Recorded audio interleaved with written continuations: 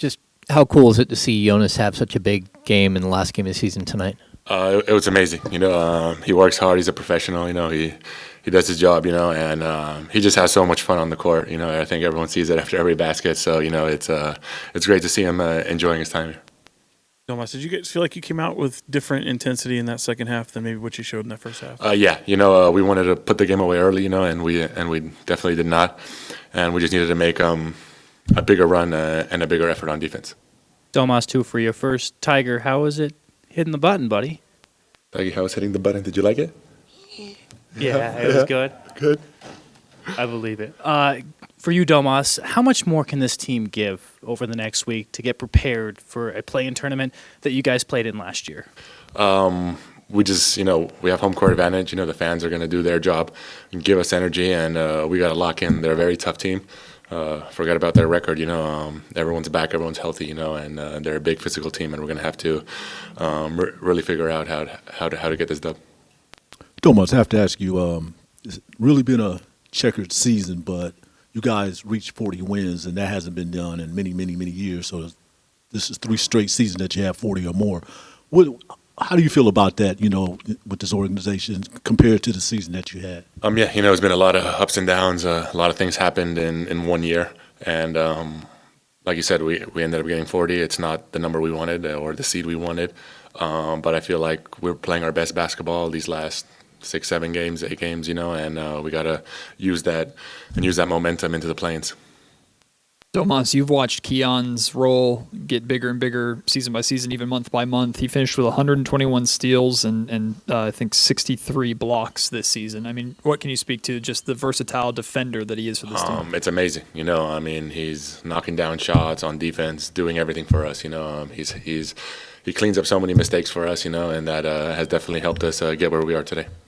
You end the regular season doubling your three-point attempts and over 40%. Can you just speak to, how much work you put into that and how good it feels to accomplish that? Just a lot of summers, a lot of work, a lot of summers with Doug. Just trusting it, sometimes it doesn't happen overnight. You just got to keep doing it. And hopefully I can keep it up, into next season, postseason, and the rest of my career. Domas, obviously this was a difficult up and down season, but how refreshing is it to get this playing opportunity? And is it like a brand new season? Yeah, it's refreshing. 2 games starting with one Wednesday, and we're in the playoffs again, so to do that for this city, this franchise would be amazing. Thanks, everyone. Thank you, guys. Thank you. Thank you. Let's go, Tiggy. Good job, buddy. Wow.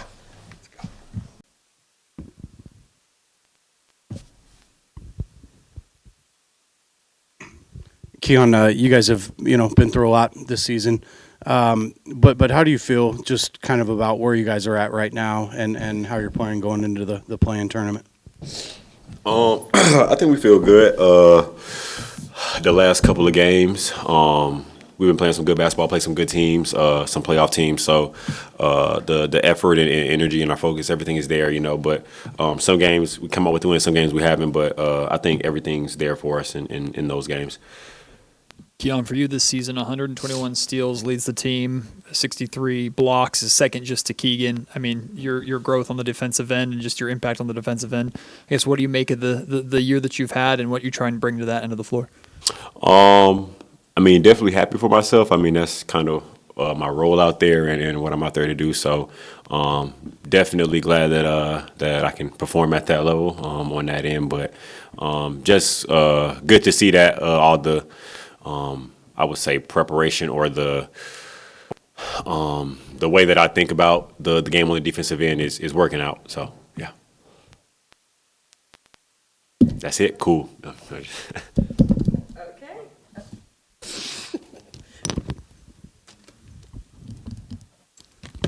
How important was it to get this game? Obviously, you guys had to play in locked in or whatever, but to have this game at home and to have the first game of the play-in tournament be Wednesday. I think it's huge just from a standpoint of it's a home court advantage. You don't have to travel, go anywhere else, play in front of your home crowd, a familiar place, and you got the fans behind you. So a lot of those factors, you think about when before the game tonight. So definitely still had to come out and get the win, regardless as to whatever the other team had going on. So so definitely good to solidify the win and make sure we have that home court advantage in that first one. Keon, you guys are going to be off for the next couple of days, though, and you have played in a couple of play-in games, though. How important it is, to get this and then have another opportunity, because the playoffs should be you guys' focus. And you're asking how important? I mean, it's approach it as it is. I mean, we all know it's a one-game elimination, so it's kind of a little bit more pressure, I would think, than a playoff series. Playoffs, you lose one, you still have 3 more losses before you're out. So, but in a game like the one on Wednesday, that's your one and only shot. So, I think everything has to line up and connect for us, because there's no second chances at that. What do you feel like you learned from playing in the play-in previously, and how much do you look forward to getting to do that in front of the home crowd here? What do I feel like I've learned?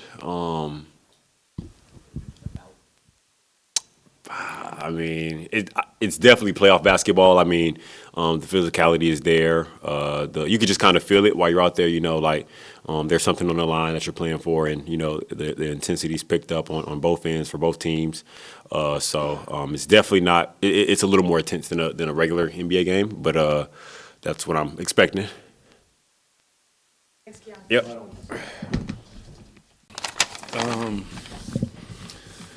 Well, first of all, super excited for the guys in the city to be able to qualify, and now we are one at a time, 2 wins away from getting to the next step of our journey. Looking at tonight, 11 fast break points in the second half. After 0 in the first half, I was really excited about the tempo, because that was part of what we wanted to do, was push the basketball.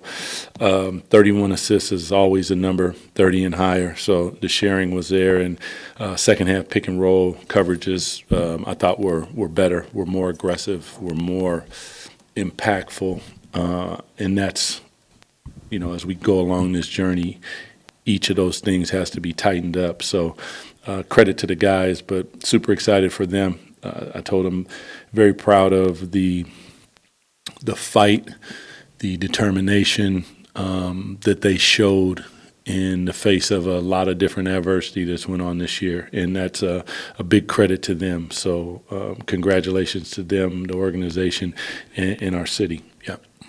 Domas ends the season with a career high above 40% from 3, doubled his attempts from last year. He kind of credited the time he spent with you working on that. I mean, how much did you see him, commit himself to that, and how good is it to see it all pay off? He credited me, huh? Wow. A little bit. Checks in the mail, Domas. Listen, our time spent together I learned a lot. I hope that he learned a lot. It's a two-way street. Like, he has to trust me enough, because when you go through something to try to improve, normally you go backwards a little bit. And when you go backwards, do you trust enough that it's going to get to where it's going to get? And, it's a lot of time, me, him, and Leandro Barbosa, early mornings, late nights, and just going over it. Sometimes he was really frustrated with me, and I learned new Lithuanian words. But it's all to Domas. He's a spectacular player, has a spectacular drive, and a tremendous upside for a guy who's been 2-time All-NBA. So I do appreciate it, but he knows how I feel about him, and what he puts in the work is really where the credit goes.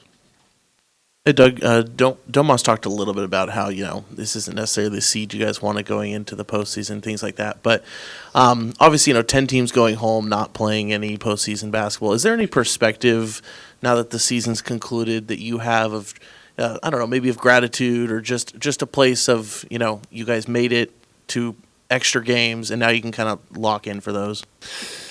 Not really, because, it's not over. I think when it's over and we're heading home with the trophy and we can all celebrate, then we might look back.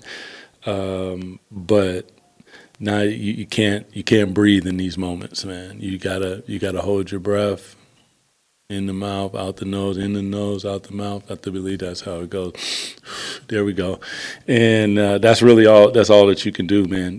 This isn't time to look back. This is a time to stay locked in, look forward, see the opponent that's in front of you. There's going to be a scouting report. There's going to be details. There's going to be things that we need to lock in on. And mediocrity is not going to be effective in this moment. So we gotta step our game up. Doug, Keon ends the season leading the team in steals, second in the team in blocks. Can you just speak to the value of having a versatile defender like that and just what he's shown you over this year? Super excited for Keon as we continue to watch his growth. I mean, shooting the ball, he shot at a really high clip. Defensively, he has just tremendous instincts, man, and he has a heart of a lion. He's not going to back down. You know, there's bigger guys, stronger guys, but that doesn't matter to him. He just continues to fight. You know, I get on him on some things, but he never takes it personally. He's always smiling. So for a coach, he's a wonderful pupil to have because he's going to give you everything and bring it every time. Was it always perfect? No, but that's the name of our game. And he did one hell of a job this year, and he's experienced a lot this year. So hats off to him. Kind of following up in that same vein, we in the media and fans tend to focus more on the offensive end, the high scores and everything, but the defensive efforts you got both from Keon and Keegan this year have been just stellar, game in and game out.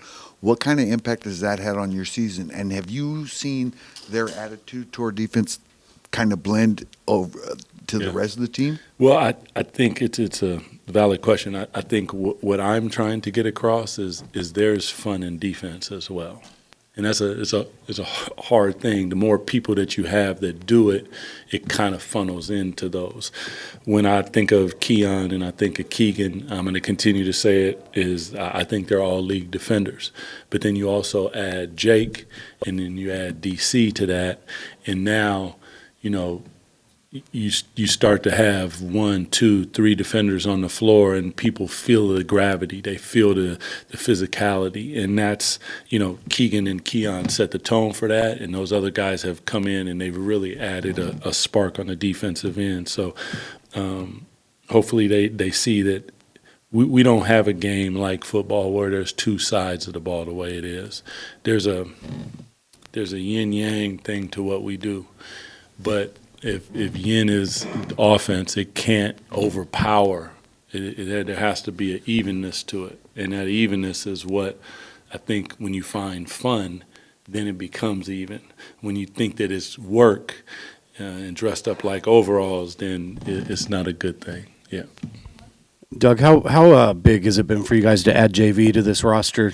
Given big, yeah, but big in every sense. Right. But you know, Domas being in and out a little bit, and then also, you know, the physicality as it picks up when you get into postseason play. Just how important has that been for you guys? You know, I think for the front office and management and our organization to pick him up was brilliant, because when it happened, Domas went down. And if he's not there, I don't, you know, it's tough, man. Like, we haven't played with a true point guard. Then all of a sudden, if he wasn't there, we wouldn't have a true center. Like, you know, but he has been great. His physicality, his attitude in the locker room, his attitude on the bench.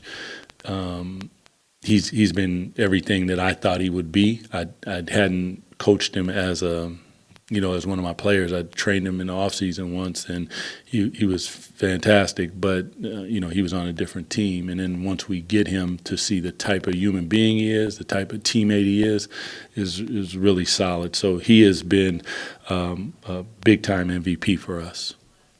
Coach Christie, Kings haven't won 40 or more wins in 3 straight seasons since the era that you played. So just want to know that, it's not a winning season, but to reach 40, is that any type of special meaning to you? Yeah.